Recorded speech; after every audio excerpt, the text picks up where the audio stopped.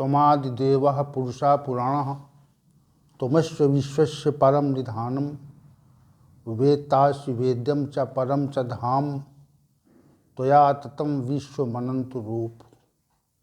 वायु यमः अग्निर्वरुणः शशांकः प्रजापतिस्त्वं प्रपितामहश्च।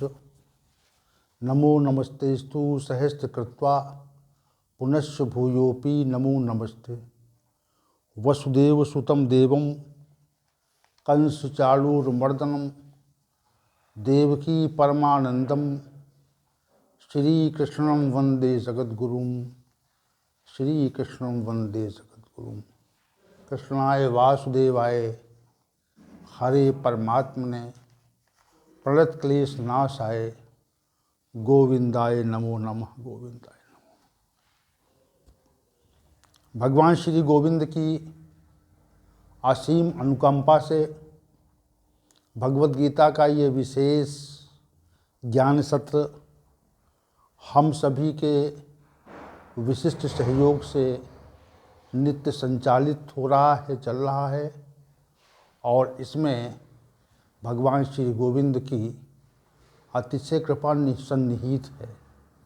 उनकी कृपा के बिना हम इस सत्र को संचालित करने में अपने को असमर्थ अनुभव कर रहे थे, लेकिन उनकी प्रत्यक्ष कृपा से ये सत्र नित्य अपने समय से संचालित होता है और इस सत्र में सभी लोग समय से उपस्थित होते हैं।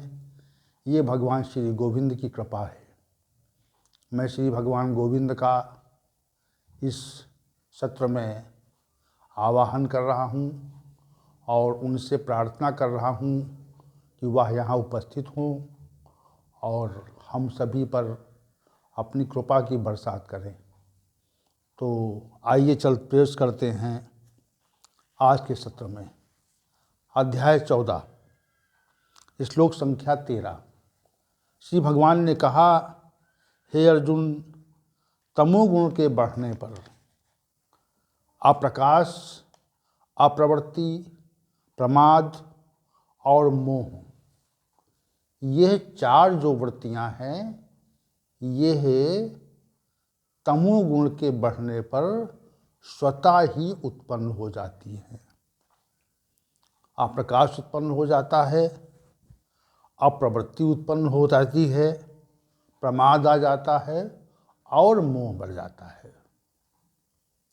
तो हम यहाँ देख ये रहे हैं अप्रकाश वृत्ति पर, तमोगुण की अप्रकाश वृत्ति पर हमारी कल की चर्चा केंद्रित थी। श्री भगवान ने इससे पूर्व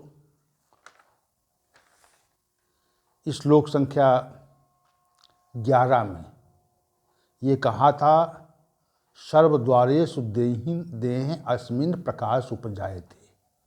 सत्वगुण के बढ़ने पर मनुष्य के देह के सभी द्वारों में अर्थात इंद्रियों, मन, बुद्धि में प्रकाश उत्पन्न हो जाता है।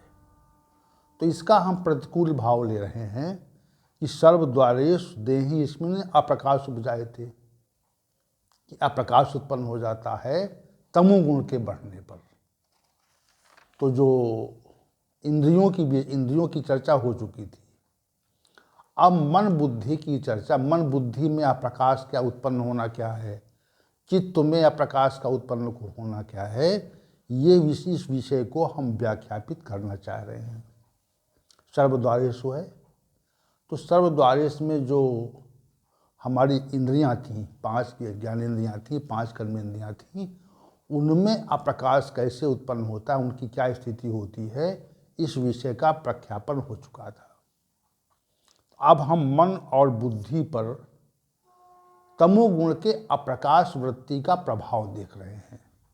तो आज की जो चर्चा है, आज की चर्चा का जो केंद्रीय विषय है वह यही है। हमारा मन और हमारी बुद्धि,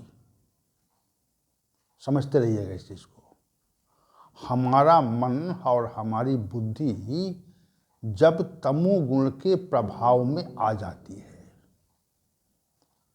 तो मन भी हमारा तमोगुणी हो जाता है और हमारी बुद्धि भी तमोगुणी हो जाती है। इस तथ्य को हमें समझना चाहिए कि मन भी तमोगुणी हो जाता है और बुद्धि भी तमोगुणी हो जाती है।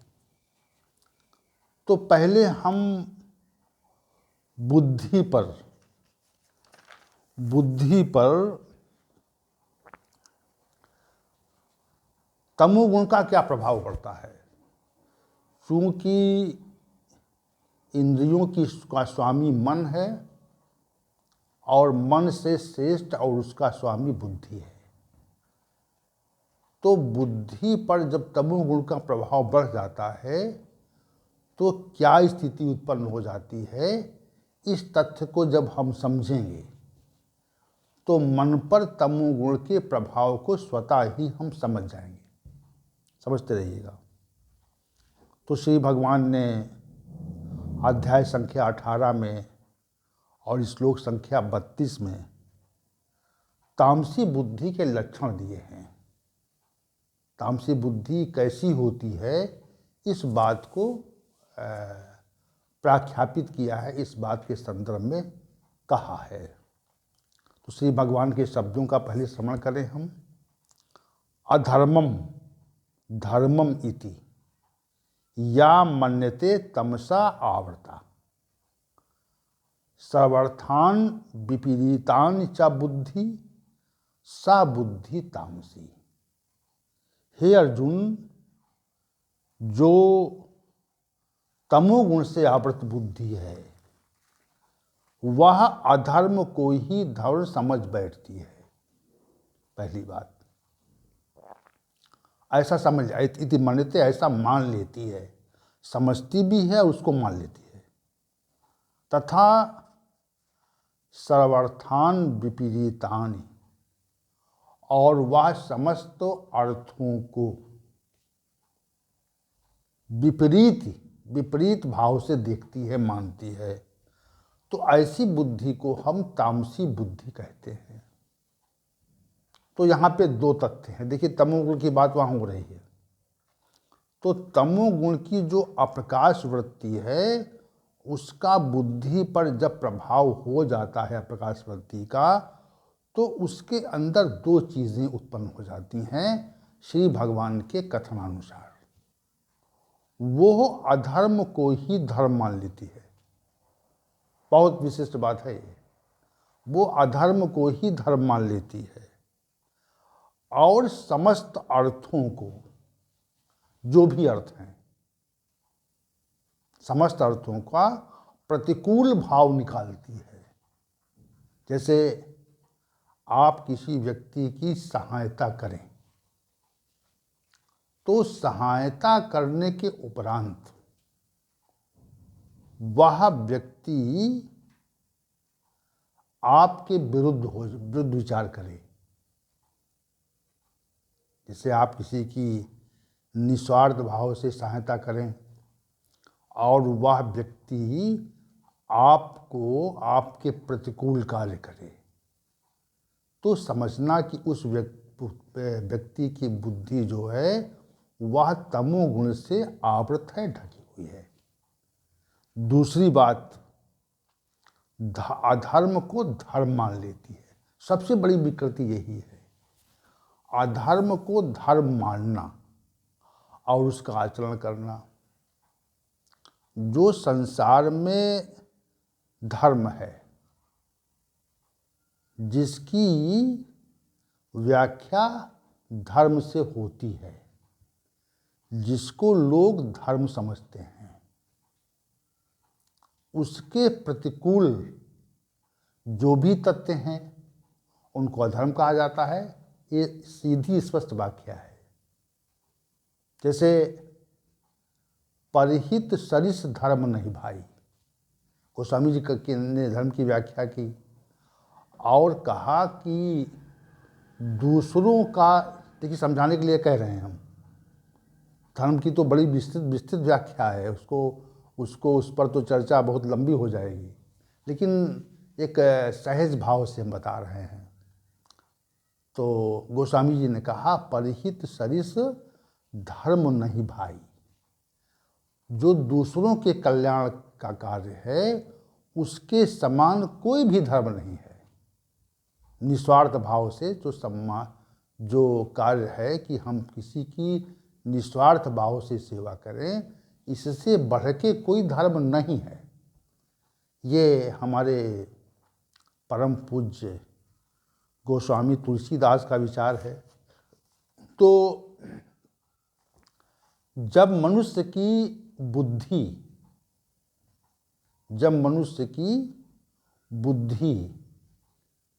तमोगुण से प्रभावित होती है तो वह दूसरों के अहित को धर्म मान लेता है। समझते रहिए इस बात को आप। जैसे गोस्वामी जी ने कहा कि दूसरों का कल्याण हो, इससे बड़ा धर्म नहीं।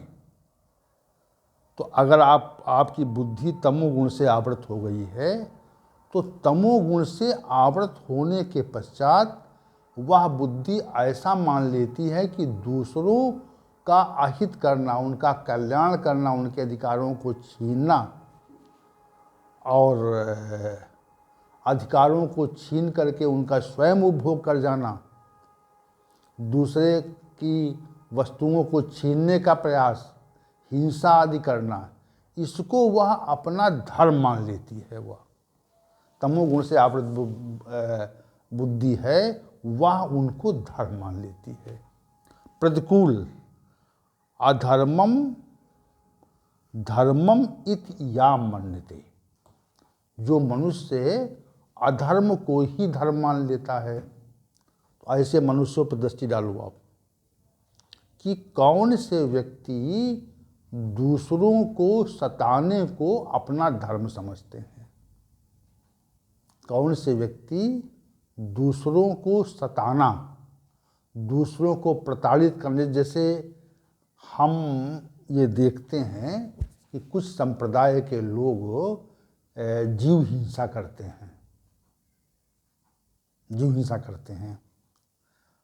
किसी भी पशु को मारने का जब प्रयास करते हैं, समझते रहिएगा, तब भगवान ने या परमात्मा ने उसको इतनी समझ दी है कि वह जान जाता है कि हमको मारने का प्रयास हो रहा है, और उसकी जब हत्या का प्रयास होता है तब वो विशेष रूप से उसके अंदर जो भी बुद्धि है, जो महतत्व नामक तत्व है, वह उसको संकेत करता है कि आपके जान लेने का प्रयास हो रहा है। समझिए आप। तो जो लोग पशु हिंसा करते हैं, पशुओं को मारते हैं, काटते हैं, उनका मांस खाते हैं, तो जिस पशु को मारते हैं वो लोग या उनकी हिंसा करते हैं, तो जिस किसी पशु की हिंसा की जाती है, उसको मारा जाता है या उसकी हत्या की जाती है, तो वह मारे जाने के पूर्व ये जान जाता है कि हमें यह व्यक्ति मारेगा। हमें कोई मारने का प्रयास करे, हमारी हत्या का प्रयास करे, हमारे प्राण लेने का प्रयास करे, तो मनुष्य या पशु कोई भी व्यक्ति ये प्रयत्न करता है कि हमारी जान बचे, हमारे प्राण बचे रहें। तो अपनी शक्ति सामर्थ्य भर वह ये प्रयास करता है कि हमारे प्राण न जाएं। वो विशेष शक्ति लगाता है, उतनी से उतनी सामर्थ्य भर। लेकिन चूंकि जो मारने वाला है वह यदि शक्तिशाली है तो उस पशु या व्यक्ति की हत्या कर डालता है वो। लेकिन पशु या व्यक्ति अपने बचाव में प्रयत्नशील होता है, ये विशेष बात है। तो जो छटपटाहट होती है उसके अंदर कि हम अपने प्राण रक्षा करें, लेकिन जो व्यक्ति उसको मारता है उसकी जो क्रूरता है, उसके अंदर जो क्रूर भाव है, जो हत्या करने का जो भाव है, वह कहाँ से आता है? अब वो बना रहता है। तो इसमें तामसी धृति और तामसी बुद्धि, ये दो बातें विशेष होती हैं उसमें, कि वह तामसी धृति ये कहती है कि वह उसकी धारणा बन रहती इसको मारना है, और जो तामसी बुद्धि है वह उसको आदेश दिया करती है। क्या करती है? उसको आदेश दिया करती है मारने का, क्योंकि वह तमोगुण से आवृत है। उसकी हत्या करके उसके मांस को बेचना और उसके मांस का सेवन करना, उसको पकाना, उसको लोगों को काट काट के देना, तो ये बड़ा विकृत कर्म है। इस प्रकार के विकृत और क्रूर कर्म को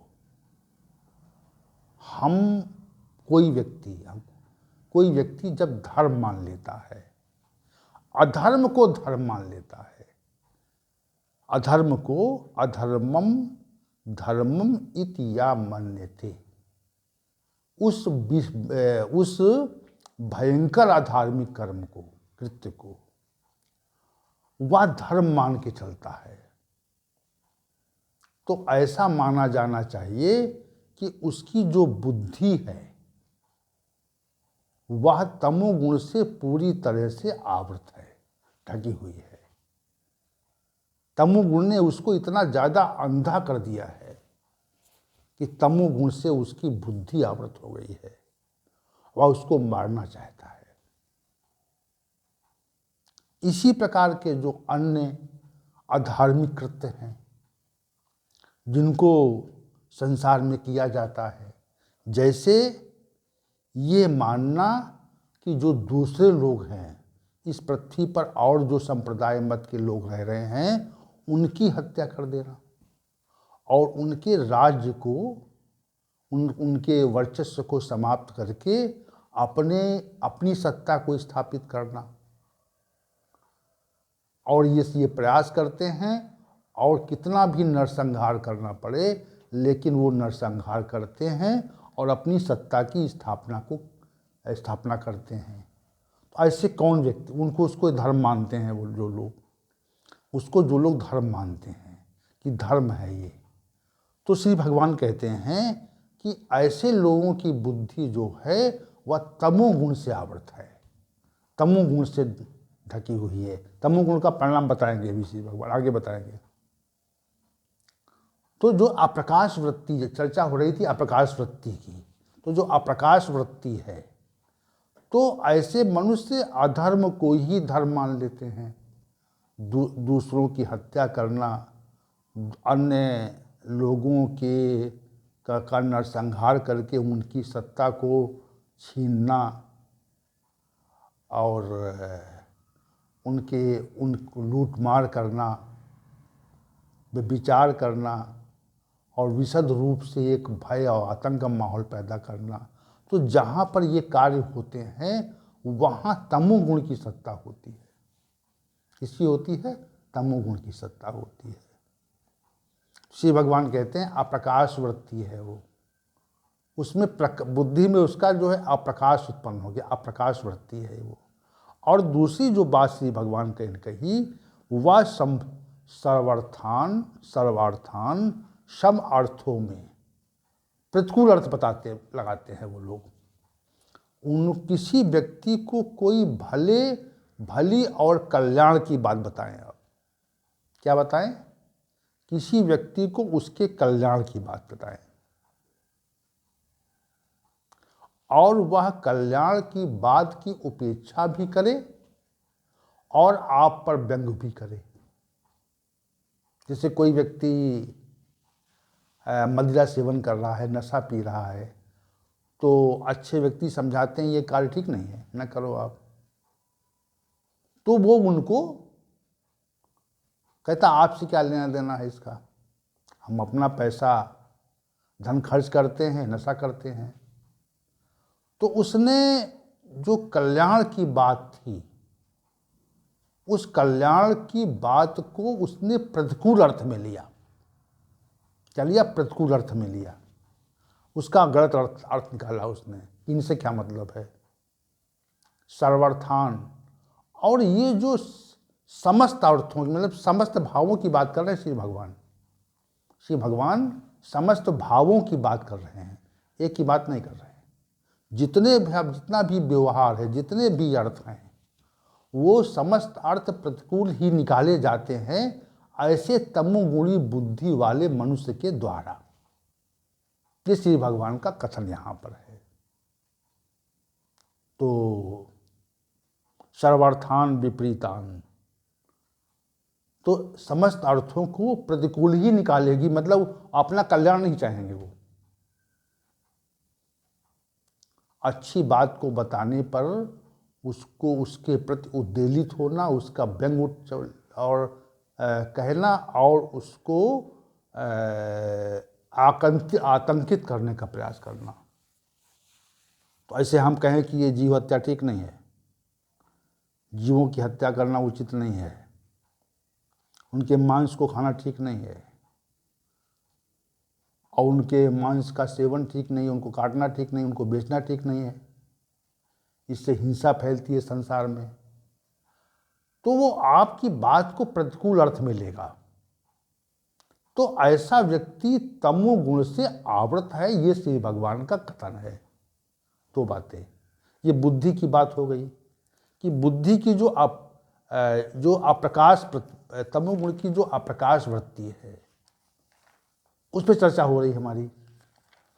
तो जो श्री भगवान ने कहा कि अप्रकाश वृत्ति, अप्रकाश उत्पन्न हो जाता है, तो अप्रकाश उत्पन्न होने पे समस्त इंद्रिय द्वारों में, देह के समस्त इंद्रिय द्वारों में अप्रकाश प्रकट हो जाता है। ये श्री भगवान का कथन यहाँ पे है। तो ये बुद्धि की बात हो गई। अब मन की बात अवशेष बची। तो विधि के द्वारा किसी भी तथ्य का विनिश्चय होता है, जैसे, और मन के द्वारा विचार होता है। ये दो अलग तत्व मनुष्य के अंदर है। बुद्धि के द्वारा विनिश्चय और मन के द्वारा विचार। जो विचार होता है उसका विनिश्चय बुद्धि के द्वारा होता है। तो यहाँ पर जो श्री भगवान का कथन है, मन भी अप्रकाशित हो जाता है। वो मन में भी तमोगुण का पूरी तरह से प्रभाव हो जाता है, और ऐसा मन जो तमोगुण के प्रभाव से प्रभावित है, आच्छादित है, आवृत है, उस मन में अच्छा करने की, अच्छे विचार की सोच ही खत्म हो जाती है। क्या होता है? उस मन में अच्छा विचार आना समाप्त हो जाता है। अच्छा विचार नहीं आएगा उसके अंदर, वो अच्छा विचार वो आना ही समाप्त हो जाएगा उसका। तो ऐसा कथन हमारा ये है कि मन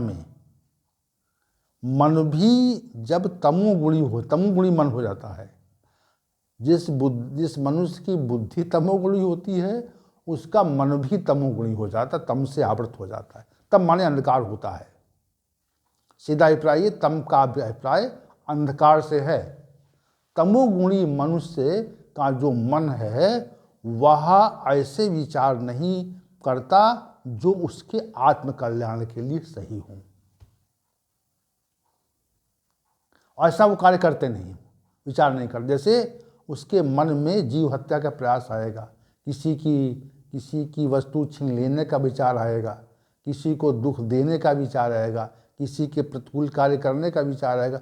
ऐसे विचार प्रकट हो जाते हैं उसके अंदर। तो कथन का यहाँ अभिप्राय ये है कि जो ये अप्रकाश वृत्ति है तमोगुण की, जो श्री भगवान ने अप्रकाश वृत्ति है, ये समस्त इंद्रिय ध्वनि समस्त इंद्रियों को अप्रकाशित कर देती है, मन बुद्धि को अप्रकाशित कर देती है।